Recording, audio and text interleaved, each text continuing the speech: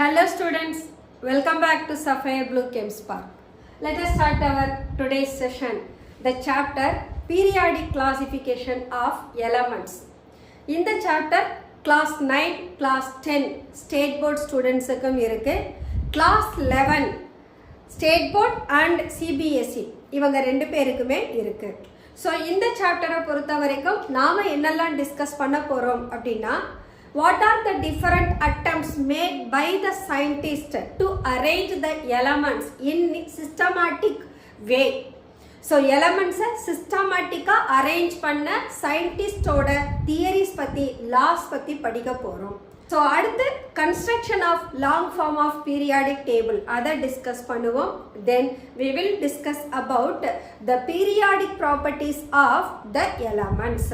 So first let us start why it is necessary to arrange the elements in the systematic way. இத கண்டிப்பா நாம systematic arrange பண்ணனுமா அப்படினா yes. ஏன்னு கேட்டா நாம யூஸ் பண்ற elements அவங்க அத்தனை பேருக்குமே யூனிக் நேச்சர் இருக்கு, யூனிக் ப்ராப்பர்ட்டிஸ் இருக்கு.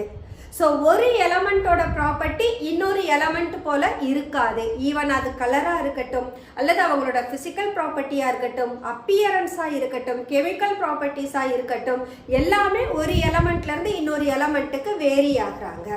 ஸோ நாட் ஓன்லி திஸ், அவங்களோட காம்பவுண்ட் பார்த்தோம்னு சொன்னால் அந்த காம்பவுண்டோட ப்ராப்பர்ட்டிஸும் எப்படி இருக்கும், டோட்டலி டிஃபரெண்ட் ஃப்ரம் ஒன் அனதராக இருக்கும். அப்போ எலமெண்ட்ஸ் நமக்கு நம்பர் ஆஃப் எலமெண்ட்ஸ் அதிகமாக அந்த எலமெண்ட்ஸை எந்த மாதிரியான வேலை அரேஞ்ச் பண்ணால் அவங்களோட ப்ராப்பர்ட்டிஸை நாம் அண்டர்ஸ்டாண்ட் பண்ணுறதுக்கு ஈஸியாக இருக்கும். அதுதான் why it is necessary. So நம்ம அந்த எலமெண்ட்ஸை சிஸ்டமேட்டிக்காக அரேஞ்ச் பண்ணிட்டோம்னா அப்போ அந்த எலமெண்ட்ஸோட ப்ராப்பர்ட்டிஸை ஸ்டடி பண்ணுறதுக்கு ரொம்ப ரொம்ப ஈஸியாக இருக்கும். அதே சமயம் அந்த ப்ராப்பர்ட்டிஸ் ஆஃப் த எலமெண்ட் எந்த மாதிரி வேரி ஆகுறாங்கன்னா இன்க்ரீஸ் ஆகுதா அல்லது டிக்ரீஸ் ஆகுதா, இதை நாம கம்பேர் பண்றதுக்கும் ஈஸியா இருக்கும். So this is the need, we have to arrange the elements in the systematic manner. ஆக்சுவலா பார்த்தோம்னு சொன்னா in the beginning of 18th century just 31 elements தான் இருந்தது. அதே 1865 வர்ற போது about 65 எலமெண்ட்ஸ் கண்டுபிடிச்சிட்டாங்க. இன்னைக்கு டேட்டுக்கு பார்த்தோம்னா we have about 118 எலமெண்ட்ஸ். இந்த 118 எலமெண்ட்ஸுக்கும் they have their own properties. அப்ப இந்த எலமெண்ட்ஸை நாம சிஸ்டமேட்டிக்கா arrange பண்ணலைனா how we able to understand the properties of those element, அது நமக்கு ஒரு பெரிய கொஸ்டின் மார்க்கா மாறிடும். ஸோ இந்த மாதிரியான ப்ராப்ளம்ஸ் எல்லாம் சார்ட் அவுட் பண்றதுக்காக தான் சயின்டிஸ்ட் என்ன பண்ணாங்கன்னா அவங்களுடைய ஸ்டடீஸ் வழியா கண்டுபிடிச்ச நாலெட்ஜையும் அப்சர்வேஷனையும் பேஸ் பண்ணி டிஃபரண்ட் லாவை ப்ரொப்போஸ் பண்ண ஆரம்பிச்சாங்க. ஸோ இன்னைக்கு நாம இப்பவும் எலமெண்ட் என்ன பண்றாங்க, new element they are synthesising. So இப்போ நம்ம பை லேட்டஸ்ட் கண்டுபிடிச்ச எலமெண்ட் எல்லாமே மோஸ்ட்லி மேன்மேட் எலமெண்டா இருக்கும். மேன்மேட் எலமெண்ட்னா ஒரு சிந்தசைஸ் பண்ற எலமெண்ட், அது நேச்சுரலி அக்கரிங் எலமெண்ட் இல்லை. நாம சிந்தசைஸ் பண்ற எலமெண்ட்டை மேன்மேட் எலமெண்ட்னு சொல்லுவோம். அவங்க மோஸ்ட் ஆஃப் தம் என்ன மாதிரி இருப்பாங்கன்னா ரேடியோ ஆக்டிவ் எலமெண்டா இருப்பாங்க. ஓகே, இன்னைக்கு டேட்டுக்கு நம்ம கிட்ட 118 எலமெண்ட்ஸ் இருக்கு.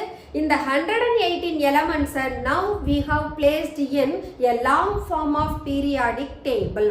அப்ப at present நாம யூஸ் பண்ற இந்த periodic table எப்படி வந்தது அப்படின்னா இதுக்கு முன்னால டிஃபரண்ட் சயின்டிஸ்ட் வேற பீரியட் ஆஃப் டைம்ல அவங்க அந்த டைம்ல இருக்கக்கூடிய எலமெண்ட்டை டிஃபரண்ட் வேல அவங்களுடைய எக்ஸ்பெரிமெண்ட் அதுல இருந்து அவங்களுக்கு கிடைச்ச நாலேஜ் அதை பேஸ் பண்ணி என்ன பண்ணாங்க, லா ப்ரொபோஸ் பண்ணாங்க. அப்படி வந்ததுல the very first law என்ன அப்படின்னா டாபரினர்ஸ் லா ஆஃப் ட்ரையட். இதுதான் ஃபர்ஸ்ட் வந்த லா. இந்த லாவை ஆக்சுவலா டாபரினர் 1800லயே பார்க்கிற போது அவர்கிட்ட ஜஸ்ட் 31 எலமெண்ட் இருக்கு. அந்த 31 எலமெண்ட்ஸ்க்கான எக்ஸ்பெரிமெண்ட்ஸ் அண்ட் ஸ்டடீஸ் அவ ப்ரொசீட் பண்ணிட்டு இருக்க போதே 1865ல பார்த்தா அந்த எலமெண்ட் 63 எலமெண்ட் கிட்ட வந்துருச்சு. ஸோ இவருடைய எக்ஸ்பெரிமெண்ட்ஸ் அண்ட் த அப்சர்வேஷன்ஸ் அதை வச்சு அவர் அதனுடைய ப்ராப்பர்ட்டிஸை கம்பேர் பண்ற போது he observed one point. அவர் எலமெண்ட்டை 3-3 அரேஞ்ச் பண்ணிட்டு அந்த மிடில் எலமெண்டோட ப்ராப்பர்ட்டியை பார்த்தா அந்த மிடில் எலமெண்டோட ப்ராப்பர்ட்டி ஃபர்ஸ்ட் எலமெண்டோட ப்ராப்பர்ட்டிக்கும் தேர்ட் எலமெண்டோட ப்ராப்பர்ட்டிக்கும் இன்பிட்வீனா இருந்தது. அதே சமயம் அந்த எலமெண்ட்டை அதனுடைய அட்டாமிக் வெயிட்டோட இன்க்ரீசிங் ஆர்டர்ல அரேஞ்ச் பண்ணிட்டு மிடில் எலமெண்டோட அட்டாமிக் வெயிட் என்னன்னு கண்டுபிடிச்சா அது ஃபர்ஸ்ட் எலமெண்ட் தேர்ட் எலமெண்ட் அவங்களோட அட்டாமிக் வெயிட்டோட ஆவரேஜாவும் இருந்தது. ஸோ இதை பேஸ் பண்ணி அவர் என்ன சொன்னாரு, okay let us make the law of triad அப்படின்னு சொல்லிட்டு எலமெண்ட்ஸ் அந்த டைம்ல அவர்கிட்ட அவைலபிளா இருந்த எலமெண்ட்ஸை 3-3 அரேஞ்ச் பண்ணி அந்த எலமெண்டோட மிடில் எலமெண்ட்டுக்கு அட்டாமிக் வெயிட்டையும் கண்டுபிடிச்சு தென் அவங்களோட ப்ராப்பர்ட்டியும் இப்படிதான் இருக்கும்னு டிஸ்கஸ் பண்ணாரு. ஸோ அப்படி வந்த லாக்கு பேரு தான் டாபரினர்ஸ் லா ஆஃப் ட்ரையட் அப்படின்னு பேரு. So according to Dobereiner's law of triad, when the elements are arranged in the increasing atomic weight, then the atomic weight of the middle element is the average of first and third element, and the properties of the middle element is also in between of the first and third element. இதுதான் டாபரினரோட law of triad. At the same time அவரால அன்னைக்கு present ஆகி இருந்த all the 63 எலமெண்ட்டுக்கும் 3-3 எலமெண்ட்ஸா arrange பண்ணி அதோட ப்ராப்பர்ட்டிஸை எல்லா எலமெண்ட்டுக்கும் என்ன பண்ண முடியல, எக்ஸ்டெண்ட் பண்ண முடியல. ஸோ லோயர் மெம்பர் ஆஃப் எலமெண்ட்டுக்கு மட்டும்தான் இவருடைய லா அப்ளிகபிளா இருந்தது. ஹையர் மெம்பர் அதாவது element with higher atomic weight அல்லது element with lowest atomic weight அந்த மாதிரியான எலமெண்ட்டுக்கு இந்த லா ஆஃப் ட்ரையட் அப்ளிகபிள் ஆகல. ஸோ இது அந்த லாவோட டிமெரிட்டா இருந்தது. Okay, so let us see. So என்ன சொன்னோம், why do we need to classify the element அப்படின்னோம். ஸோ எலமெண்ட்ஸ்ன்றது யாரோட basic unit, all type of matter. அந்த மேட்டர் யாரா இருந்தாலும் சரி அதுல ஒரு எலமெண்ட் பிரசன்ட் ஆகி இருக்கும். அப்ப மேட்டரோட பேசிக் யூனிட்டே நமக்கு எலமெண்ட் தான். அப்ப எல்லா எலமெண்ட்ஸுக்கும் அதனுடைய கேரக்டரிஸ்டிக்ஸ் யூனிக்கா இருக்கு. That's why scientists என்ன பண்ணாங்க, they made several attempt to arrange these elements in order to study their properties. அந்த எலமெண்டோட ப்ராப்பர்ட்டிஸை ஸ்டடி பண்றதுக்காக they made several attempt to arrange those elements systematically. அப்போ 1800ல எவ்வளவு எலமெண்ட் தான் இருந்தது, ஜஸ்ட் 31 எலமெண்ட். அதே 1865 வரப்போது நம்பர் ஆஃப் எலமெண்ட் டிஸ்கவர்ட் எவ்வளவா இருந்தது, அபவுட் 65 இருந்தது. நவ் அட் பிரசன்ட் நம்ம கிட்ட எவ்வளவு எலமெண்ட் இருக்குன்னா 118 எலமெண்ட் இருக்கு. ரீசெண்டா கண்டுபிடிச்ச எலமெண்ட் எல்லாம் பார்த்தோம்னா அது மேன்மேட் எலமெண்டா இருக்கும். சோ இப்பவும் நமக்கு discovery of new element continue ஆகிட்டு தான் இருக்கு. அப்போ it becomes difficult to the chemist. So இப்போ என்னாகும், இன்னும் நாம நியூ எலிமெண்ட்ஸை டிஸ்கவர் பண்ற போது then it becomes difficult to study the chemistry of all the elements and their compounds individually. தனித்தனியா ஒவ்வொரு எலிமெண்டோட ப்ராப்பர்ட்டி அந்த எலிமெண்ட் ஃபார்ம் பண்ற காம்பவுண்ட் அவங்களோட கெமிஸ்ட்ரியை படிக்கிறது நமக்கு ரொம்ப ரொம்ப டிஃபிகல்ட்டா ஆயிடும். அதுக்காக தான் we are arranging these elements in their systematic manner. So the next one, Dauberiner's law of triad. This is the first law given by Johann Dauberiner. இவர் ஒரு German chemist. He arranged the elements as a set of 3 elements arrange பண்ணத அவர் என்ன டேர்ம்ல சொல்றாருன்னா triad அப்படின்னு சொல்றாரு. அந்த triad ஒவ்வொரு ட்ரையடையும் அவர் analyse பண்ற போது he observed that அதனுடைய பிசிக்கல் அண்ட் கெமிக்கல் ப்ராப்பர்ட்டியும் எப்படி இருக்கு, ஒரு ரெகுலர் ட்ரெண்ட்ல இருக்குன்றத கண்டுபிடிக்கிறாரு. So based on that only he stated that law. According to the law of triads, when the elements are arranged in increasing order of their atomic weight, then the atomic weight of the middle element is the average of atomic weights of the other two elements. First and third element oda average atomic weight da middle atom oda atomic weight ah irukumnu solraru.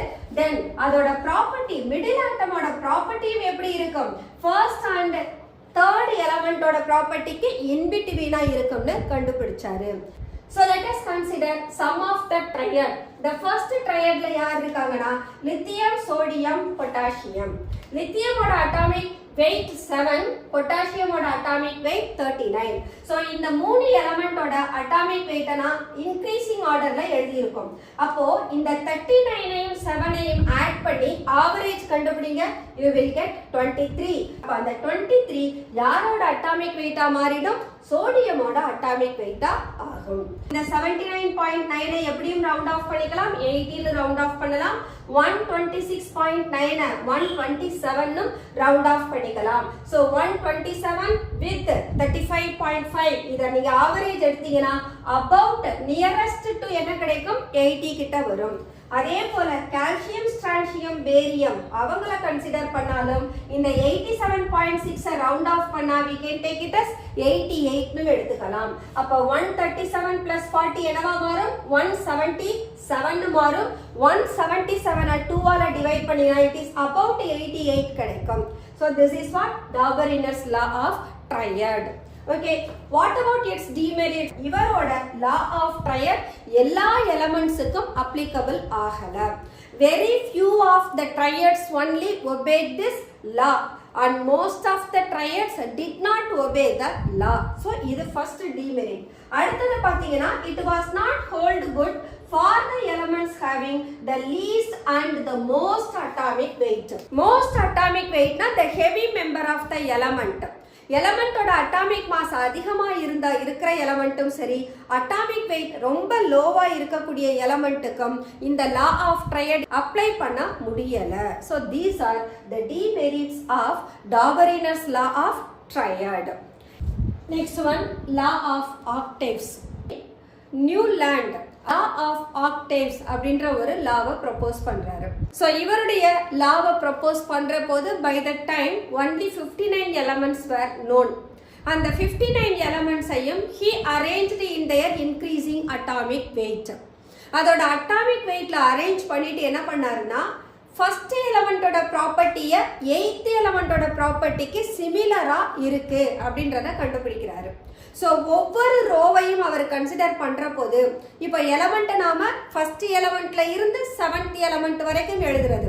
Then eighth element எக்ஸாக்டா first எலமெண்ட்டுக்கு கீழே வரும், அதுல இருந்து அடுத்த seventh element வரைக்கும் போகும். So இப்படியே arrange பண்ணிட்டு என்ன சொல்றாருன்னா the property of every eighth element that is similar to that of its first element அப்படின்னு சொல்றாரு. அததான் law of octave அப்படின்னு கொடுத்தாரு.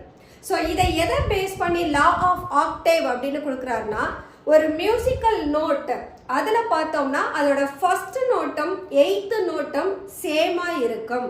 அதே போல இந்த எலமெண்ட்ஸ் அரேஞ்ச் பண்ற போது ஃபர்ஸ்ட் எலமெண்டோட ப்ராப்பர்ட்டி போலவே அதோட எய்த் எலமெண்ட்டும் சிமிலரா இருக்கு. அதனால இதுக்கு என்ன லான்னு கொடுக்கறாரு? லா ஆஃப் ஆக்டேவ்னு கொடுத்தாரு. When the elements are arranged in the increasing order of their atomic weight, the property of the every eighth element is similar to that of the first element. So let us consider this one. So இங்க we have taken lithium to calcium alone. இப்போ இந்த எலமெண்ட்டை நாம அதோட increasing atomic weightல arrange பண்ற போது the lithium is the first element. So from lithium to fluorine, the fluorine it becomes the seventh element. So I can take 1, 2, 3, 4, 5, 6, 7. So there are 7 groups. இந்த groupsக்கு கீழே பார்த்தோம்னா elements are arranged. அப்ப first groupல இருக்கக்கூடிய element எல்லாம் lithium, sodium, potassium னு வருது. அப்ப இந்த லித்தியம்ல இருந்து fluorine போயிட்டு நீங்க திரும்ப ரிட்டர்ன் வர்ற போது sodium becomes the eighth element of lithium னு மாறும். அப்ப லித்தியம்க்கு என்ன ப்ராப்பர்ட்டி இருக்கோ அதுதான் சோடியம்க்கும் இருக்கும் அப்படின்றது அவருடைய கன்சிடரேஷன். Similarly, சோடியம்ல இருந்து குளோரின் போயிட்டு ரிப்பீட் வந்தீங்கன்னா பொட்டாசியம். அப்ப இங்க பொட்டாசியம் சோடியமோட எய்த் எலமெண்டா மாறும். அப்ப சோடியம்க்கு இருக்கிற ப்ராப்பர்ட்டி தான் பொட்டாசியம்க்கும் வரும்னு சொல்றாரு. அதே போல every group we can consider. இப்போ நான் பெரிலியம் எடுத்தேன்னா பெரிலியம்ல இது first element, second element, third element, fourth element, fifth element, sixth element, seventh element and magnesium becomes eighth element of beryllium. அப்ப beryllium propertyயும் magnesium propertyயும் சேமா இருக்கும். அதே நீங்க magnesiumல இருந்து ரிப்பீட் ஆகி வந்தீங்கன்னா calciumல வந்து eighth element முடியும். அப்ப calcium magnesium property போலவே இருக்கும். அப்ப இது போல அரேஞ்ச் பண்ற போது இப்ப போரானை நீங்க ஃபர்ஸ்டா எடுத்தா aluminum becomes eighth element. Carbon first element na silicon becomes the eighth element of carbon. Nitrogen first element இருந்தா phosphorus becomes the eighth element of nitrogen. அதே போல sulfur oxygenக்கு eighth element, chlorine fluorineக்கு eighth element. அப்ப இததான் ஒரு musical நோட்ல எப்படி first நோட்டும் eighth நோட்டும் ஒரே போல இருக்கோ அதே மாதிரி இங்க எந்த எலிமெண்ட் நீங்க ஃபர்ஸ்டா எடுக்கிறீங்களோ அதுல இருந்து எய்த்தா வரக்கூடிய எலிமெண்டோட ப்ராப்பர்ட்டி எப்படி ஆகுது ரெக்கர் ஆகுது அப்படின்றத கண்டுபிடிச்சாரு. அதனால he gave the name law of octaves. But இவருடைய டைம்ல only 59 elements were known. அவருடைய அந்த 59 elements ஐ அரேஞ்ச் பண்ண டேபிளை கன்சிடர் பண்ணோம்னா some of the elements they placed together. For example, கோபால்ட்டும் நிக்கலும் ஒரே பிளேஸ்ல ஆக்குபை ஆகி இருக்கும். ஆனா கோபால்ட்டோட அட்டாமிக் வெயிட்டும் நிக்கலோட அட்டாமிக் வெயிட்டும் different. But he placed them together. அது அவரோட டிமெரிட். அடுத்த டிமெரிட் பார்த்தோம் அப்படின்னா the elements of different properties are placed in the same group. ரெண்டு டிஃபரண்ட் எலிமெண்ட் அவங்க ரெண்டு பேருக்கும் ப்ராப்பர்ட்டி சேமா இருக்காது. பட் அவங்க ரெண்டு பேரும் என்ன பண்ணிட்டாரு ஒரே குரூப்ல பிளேஸ் பண்ணியிருக்காரு. அதே போல the table was prepared only for 59 element. 59 எலிமெண்ட்டுக்கு அப்புறமா நியூவா கண்டுபிடிச்ச எந்த எலிமெண்ட்டையும் அந்த டேபிள்ல பிளேஸ் பண்றதுக்கான ஸ்பேஸ் எதுவும் இல்லை. அத அடுத்த பாயிண்ட் என்னன்னா ரேர் கேசஸ் கண்டுபிடிச்ச பின்னால இந்த எலிமெண்ட் நான் ரேர் கேசஸ் பிளேஸ் பண்ணேன்னா அங்க ப்ராப்பர்ட்டி ஆஃப் த எலிமெண்ட் எனக்கு எய்த் எலிமெண்டோட கோயின்சைட் ஆகல, அதுக்கு பதிலா அது 9th எலிமெண்டா மாறிடுது. ஃபார் எக்ஸாம்பிள் ரேர் கேசஸ் எங்க பிளேஸ் பண்ணிருக்கோம்னா ஃப்ளூரினுக்கு அப்புறமா நியான் வரும், இங்க குளோரினுக்கு அப்புறம் பாத்தீங்கன்னா ஆர்கான் வரும். இப்ப நான் இந்த லித்தியமோட ப்ராப்பர்ட்டி யாரோட எலிமெண்ட்டுக்கு சிமிலரா இருக்கும்னு சொல்றேன் sodium.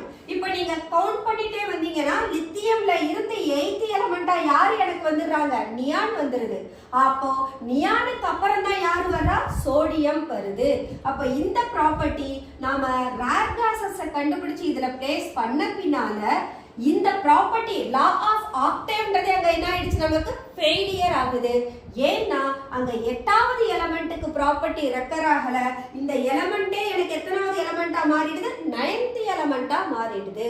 So after the discovery of the rare gases the name law of octave itself seemed to be failure. So these are the demerits of law of octaves. அடுத்தது பார்த்தோம்னு சொன்னா Lothar Meyer and Dmitri Mendeleev. So the both persons, Lothar Meyer as well as Dmitri Mendeleev, ஒரே டைம்ல different பிளேசஸ்ல element அந்த டைம்ல அவைலபிளா இருந்த எலிமெண்ட்டை அதோட இன்க்ரீசிங் அட்டாமிக் வெயிட்ல அரேஞ்ச் பண்றாங்க. இங்க லோத்தர் மேயர் என்ன பண்றாருன்னா அந்த ஒவ்வொரு எலிமெண்டோட பிசிக்கல் ப்ராப்பர்ட்டி இருக்கும் இல்லையா, melting point, atomic volume, density அல்லது பாய்லிங் பாயிண்ட், இந்த ஒவ்வொரு பிசிக்கல் ப்ராப்பர்ட்டியும் எடுத்து அந்த அட்டாமிக் வெயிட்டுக்கு அகைன்ஸ்டா கிராஃப் பிளாட் பண்றாரு. பிளாட் பண்ணிட்டு அதுல கிடைக்கக்கூடிய எலிமெண்ட் எல்லாத்தையும் ஒரே சீக்வன்ஸ்ல அரேஞ்ச் பண்றாரு. அப்படி அரேஞ்ச் பண்ற போது he got a table.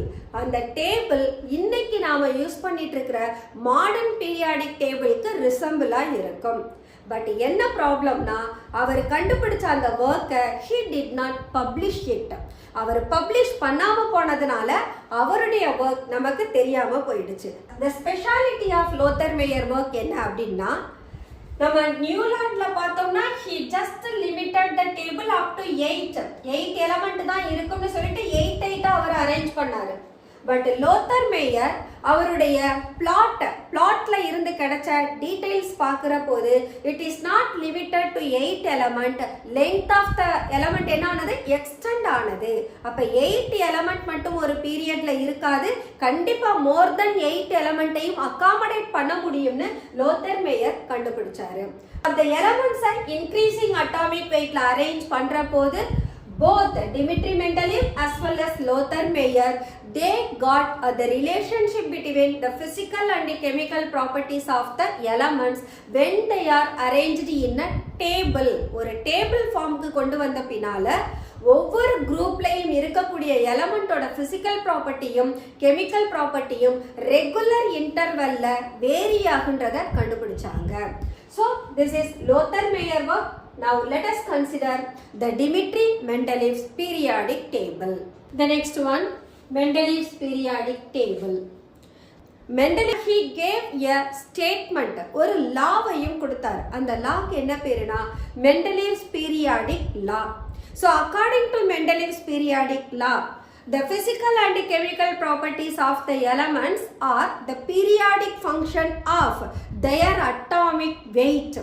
ஒரு எலமெண்டோட இயற்பியல் பண்புகளும் வேதி பண்புகளும் யாரை பொறுத்து தான் இருக்கும்னு சொல்றாரு, அட்டாமிக் வெயிட்டை பொறுத்து தான் இருக்கும் அப்படின்றது அவரோட ஸ்டேட்மெண்ட். அதை தான் இங்க கொடுக்கிறோம். The physical and chemical properties of the elements are a periodic function of their atomic weight. Periodic function அப்படின்னா என்ன? இந்த பீரியாடிக் ஃபங்க்ஷன் அப்படின்னா ரெகுலர் இன்டர்வல் அப்படின்னு அர்த்தம். ஒரு எலமெண்ட்ஸோட நாம ப்ராப்பர்ட்டிஸை டிஸ்கஸ் பண்ணிட்டே போறோம். அது ஒரு பர்டிகுலர் இன்டர்வல்ல பார்த்தீங்கன்னா நாம ப்ரீவியஸ் எலமெண்ட்டுக்கு என்ன ப்ராப்பர்ட்டி டிஸ்கஸ் பண்ணமோ அது திரும்ப ரிப்பீட் ஆகும். அந்த repetition of the property, recurrence of the ப்ராப்பர்ட்டியை தான் நாம பீரியாடிக் ஃபங்க்ஷன் அப்படின்ற டேர்ம்ல சொல்றோம். அப்ப எலமெண்ட் எல்லாரும் என்ன பண்ணிட்டோம், நம்ம இன்க்ரீசிங் ஆர்டர்ல அரேஞ்ச் பண்றோம். அப்படி அரேஞ்ச் பண்ற போது அவருடைய டேபிள்ல he got 7 periods and 8 vertical columns. So மொத்தம் அவரோட டேபிள்ல 7 பீரியட் தொடர்கள் இருந்தது. தென் எத்தனை காலம்ஸ் இருந்தது? 8 வெர்டிக்கல் காலம், செங்குத்தா இருக்கக்கூடிய தொகுதிகள் 8 இருந்தது. இந்த காலம் அப்படின்ற போது அவர் என்ன பண்ணாருன்னா திரும்ப ஃபர்தரா டிவைட் பண்றாரு, ஏ பி அப்படின்னு. அப்ப ஃபர்ஸ்ட் காலம் அதை 1A 1Bன்னு எடுத்துக்கிறாரு. அதே போல 1ல இருந்து 7 வரைக்கும் வரக்கூடிய குரூப்பை 1A 1Bல இருந்து 7A 7B வரைக்கும் எடுத்துட்டு போறாரு. அப்ப ஒவ்வொரு தொகுதிக்கும் 2 சப் குரூப் இருக்கு அப்படின்னா 1ல இருந்து 7 வரைக்கும் நமக்கு டோட்டலா எத்தனை கிடைச்சிரும்? 14 சப் குரூப்ஸ் கிடைக்கும். அந்த 8th குரூப் அதை என்ன சொன்னார்னா 8th காலமா 3ஆ டிவைட் பண்றாரு.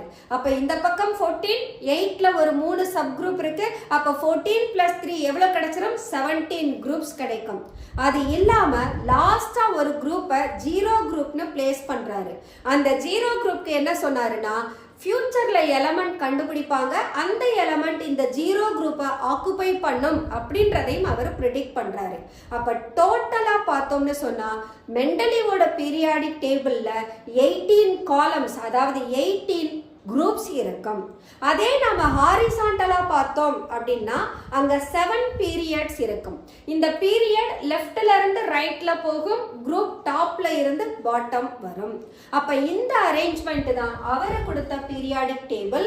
இந்த பீரியாடிக் டேபிள் எதை பேஸ் பண்ணி அவர் ப்ரிப்பேர் பண்ணாரு அப்படின்னு சொன்னா எலமெண்ட்ஸ் ஹைட்ரஜன் கூட எப்படி ரியாக்ட் பண்ணுது, ஆக்சிஜன் கூட எப்படி ரியாக்ட் பண்ணுது.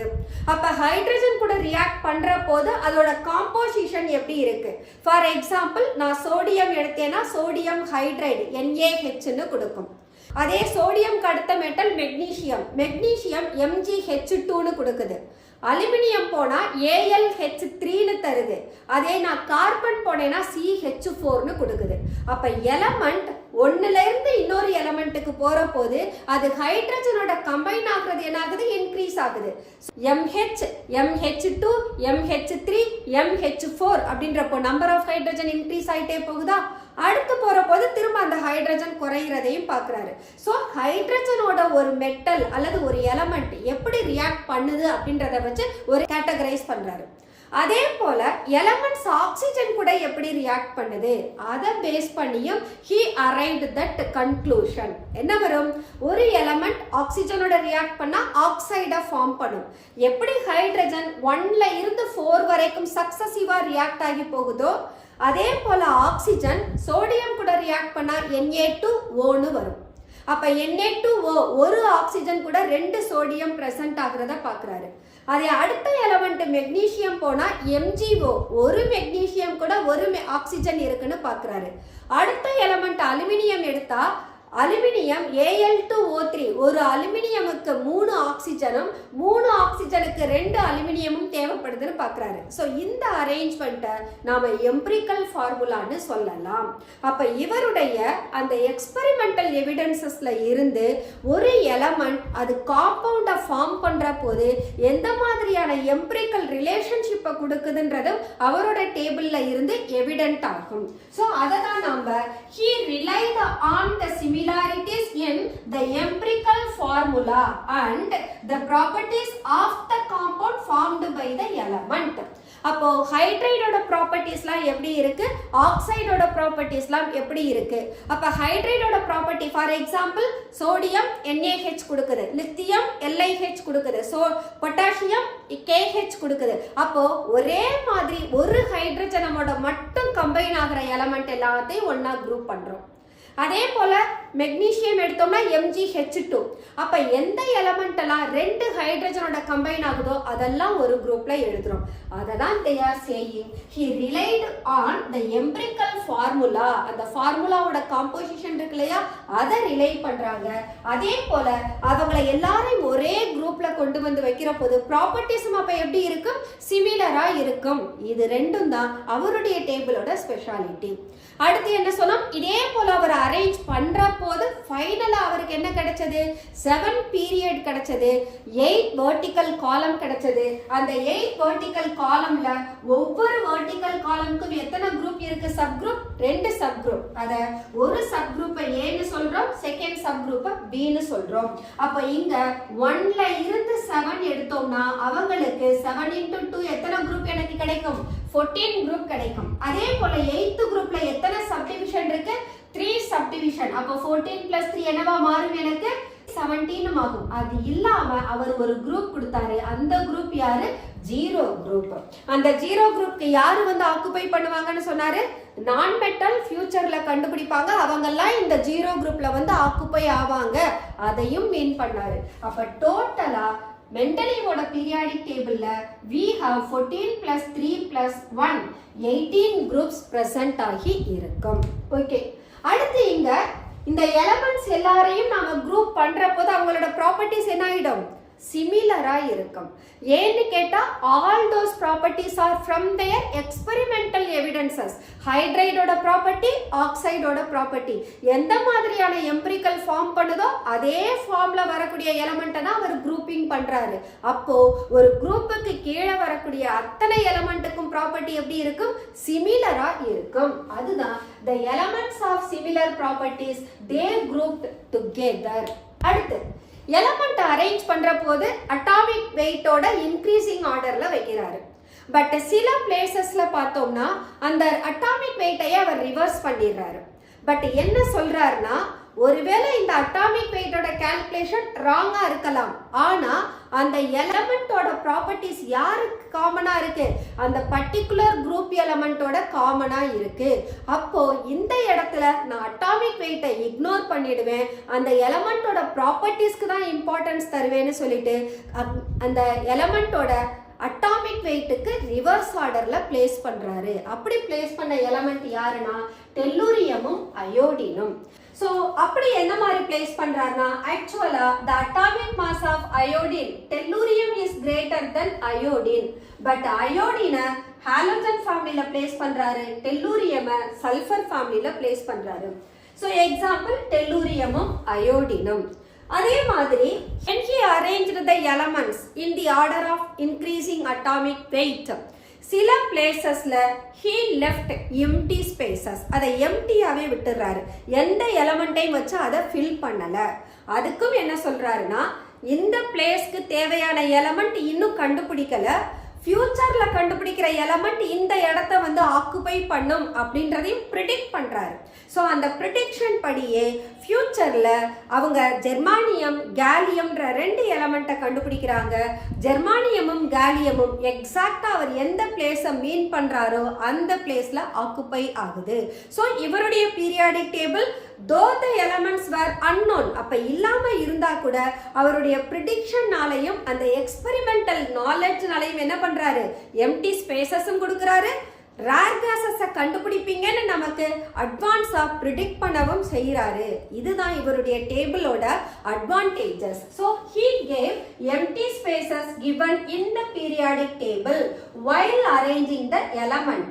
அந்த என்ன ப்ரிடிக்ட் பண்றாரு, the element to be discovered in future. அந்த எலமெண்ட் டிஸ்கவர் பண்ண போற எலமெண்ட்டுக்கு அவர் கொடுத்த நேம் என்னன்னா இக்கா அலுமினியம். அதே போல he gave the another element ikat silicon. அந்த ஈக்கா அலுமினியம் அதுதான் கேலியம். லேட்டர் ஆன் கேலியம்ன்ற எலமெண்ட்டை கண்டுபிடிச்சாங்க, அதை அலுமினியம்க்கு ஜஸ்ட் கீழே பிளேஸ் பண்ணாங்க.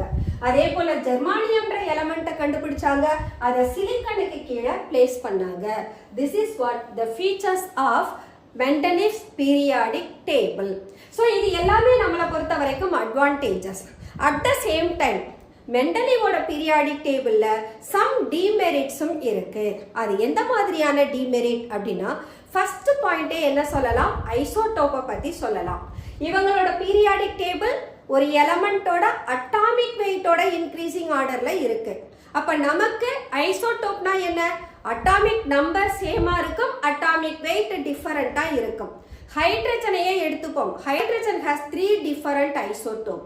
அப்போ ஹைட்ரஜனுக்கு அட்டாமிக் மாஸோட ஆர்டர்ல வைக்கணும்னா ஒரு ஹைட்ரஜன் எலமெண்ட்டுக்கே நாம 3 லொகேஷன் 3 பிளேசஸ் கொடுக்கணும். அப்ப இவர் எலமெண்ட்டை அரேஞ்ச் பண்ற போது ஐசோடோப்ஸ் பத்தி கன்சிடர் பண்ணல. First demerit. செகண்ட் டிமெரிட் என்ன அப்படின்னு சொன்னா, properties of the element vary ஆனா கூட அதை சேம் பிளேஸ்ல வச்சுட்டாரு. ஃபார் எக்ஸாம்பிள் சோடியமும் பொட்டாசியமும் சாஃப்ட் எலமெண்ட், ஜஸ்ட் நைஃப் வச்சே கட் பண்ணிடலாம். ஆனா காப்பர் சில்வர் பார்த்தோம்னா ஹார்ட் எலமெண்ட். பட் இந்த காப்பரையும் சில்வரையும் எந்த குரூப்ல கொண்டு போய் பிளேஸ் பண்ணாரு, சோடியமும் பொட்டாசியமும் இருக்கிற குரூப்ல பிளேஸ் பண்ணாரு. ஸோ இது அடுத்த டிமெரிட். அடுத்தது பார்த்தீங்கன்னா ஹைட்ரஜன். ஹைட்ரஜன் ஆக்சுவலி நான் மெட்டல். நான் மெட்டல்னா நான் மெட்டல் இருக்கக்கூடிய சைட்ல வச்சிருக்கணும். ஆனா ஹைட்ரஜனை மெட்டல் இருக்கிற பிளேஸ்ல லித்தியமுக்கு ஜஸ்ட் மேல கொடுத்துட்டாரு. அப்ப பொசிஷன் ஆஃப் ஹைட்ரஜனும் மெண்டலிவ்ஸ் பீரியாடிக் டேபிள்ல ப்ராப்பரா இல்ல. அடுத்த டிமெரிட் என்ன, அட்டாமிக் வெயிட்டோட இன்க்ரீசிங் ஆர்டரை ஃபாலோ பண்ணாம he just placed the elements in the reverse order. That is also one of his demerit. But அங்க அவர் சொன்ன justification என்ன, அட்டாமிக் வெயிட் ஒருவேளை ராங்கா இருக்கலாம், but properties of the element எப்படி இருக்கு, சேமா இருக்கு. அதனால நான் ப்ராப்பர்ட்டியை கன்சிடர் பண்ணி தான் அங்க பிளேஸ் பண்றேனே தவிர இந்த இடத்துல அட்டாமிக் வெயிட்டை நான் ராங்னு சொல்லி இக்னோர் பண்றேன்னு சொன்னாரு. But it is also considered as the demerit of Mendeleev's periodic table. That's all Mendeleev's periodic table. இதுல இந்த லா ரொம்ப important. Law, the physical and chemical properties of the elements are the periodic function of their atomic weight. And the law important. Okay students, let us close our today's session. இன்னைக்கு செஷன்ல நாம ஒரு modern periodic table அப்படின்ற ஒன்றை நாம எடுத்துக்கிறதுக்கு முன்னால யாரெல்லாம் எந்த மாதிரியான அட்டம்ப்ட் எலமெண்ட்ஸ் அரேஞ்ச் பண்றதுக்கு எந்த மாதிரியான அட்டம்ப்ட்ஸ் எல்லாம் எடுத்துக்கிட்டாங்கன்றத பத்தி மட்டும்தான் டிஸ்கஸ் பண்ணோம். அதுல நாம டிஸ்கஸ் பண்ணது மெண்டலிவோட பீரியாடிக் டேபிள், நியூலாண்டோட லா ஆஃப் ஆக்டேவ், டாபரீனரோட லா ஆஃப் ட்ரையட். இது இல்லாம நாம லோத்தர் மேயர் பத்தியும் டிஸ்கஸ் பண்ணோம். Okay students, let us close our today's session and we will continue the same chapter in the following session also. Until then, bye bye.